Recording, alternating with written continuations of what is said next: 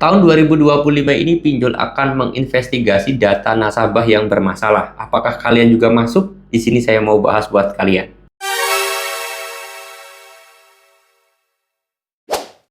Assalamualaikum warahmatullahi wabarakatuh teman-teman semuanya. Pada kesempatan video kali ini saya ingin membahas sebuah cuplikan atau berita yang mungkin teman-teman pernah dengar, yaitu di tahun 2025 ini pinjol akan melakukan investigasi data yang bermasalah bagi nasabah-nasabahnya. Oke, di sini sebenarnya itu postingan di Facebook ya, atau postingan di media sosial yang saya sendiri sudah lihat juga beberapa maksud dan tujuan artikel tersebut.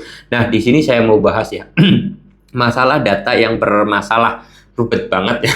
Tapi yang jelas intinya ada investigasi dari pinjol. Oke, di sini saya mau bahas ya. Jadi buat teman-teman semuanya perlu kalian ketahui bahwasanya memang benar ada investigasi dari pinjol untuk data-data nasabahnya.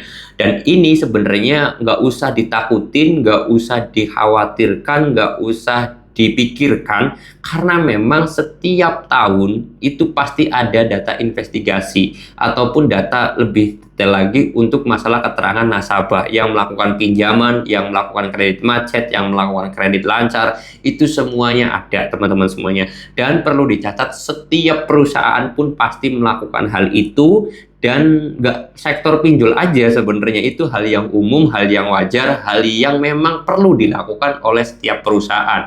Baik perusahaan kecil ataupun perusahaan besar, itu pasti ada hal seperti itu. Jadi kalau kemarin itu viral dengan yang namanya investigasi data, investigasi nasabah, investigasi galbay, dan yang lain sebagainya, itu merupakan hal yang wajar. Dan itu setiap tahunnya juga sebenarnya ada, bahkan bukan setiap tahun, per kuartal, artinya per setiap 3 bulan sekali itu pasti ada gitu. Ada rekapal, ada investigasi, ada penelitian lebih dalam lagi terhadap nasabah yang melakukan pembayaran, nasabah yang tidak melakukan pembayaran, nasabah yang lancar mana, dan yang lain sebagainya itu ada.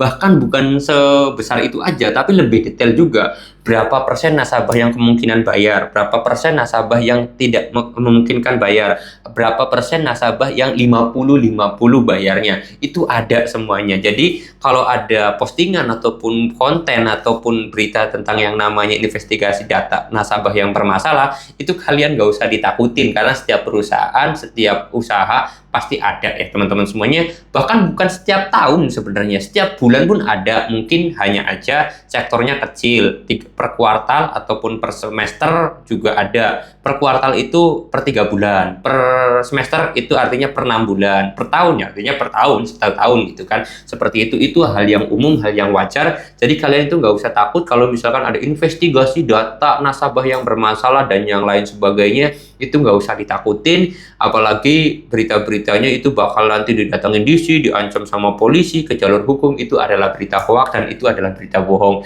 Jadi saya harap buat teman-teman semuanya, tolong banget ketika ada postingan di media sosial ataupun ada konten di media sosial, teman-teman bisa menyaring, dan kalian pun harus bisa membaca lagi, atau kalau bisa kalian itu cari referensi lain.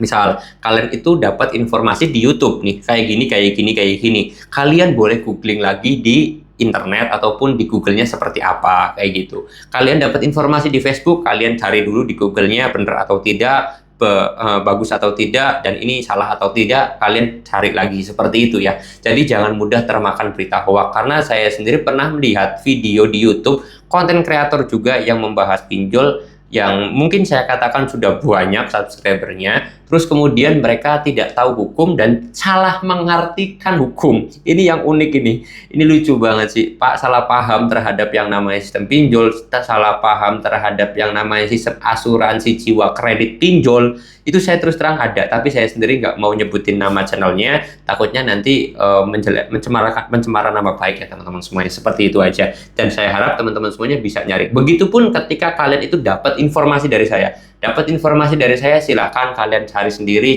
kalian googling sendiri, kalian telusuri sendiri lah. Karena sebenarnya saya sendiri, mohon maaf ya, saya sendiri sering bikin konten itu ngelirik ke sini, karena memang saya sendiri kalau bikin konten tuh ada tablet di sini untuk saya baca atau untuk saya patokan referensi saya tuh dari mana, sumbernya dari mana, saya sendiri menemukan dalilnya dari mana, itu saya telusuri dulu. Jadi sebelum saya bikin konten, pastikan saya sendiri informasi yang saya sampaikan itu benar dan ada referensinya. Seperti itu, oke? Mudah-mudahan teman-teman semuanya bisa sedikit smart, sedikit cerdas, jadi masyarakat Indonesia yang cerdas, jangan mudah termakan berita hoax atau berita-berita yang aneh-aneh ya. Saya mau tutup dulu video ini dengan kata Assalamualaikum warahmatullahi wabarakatuh.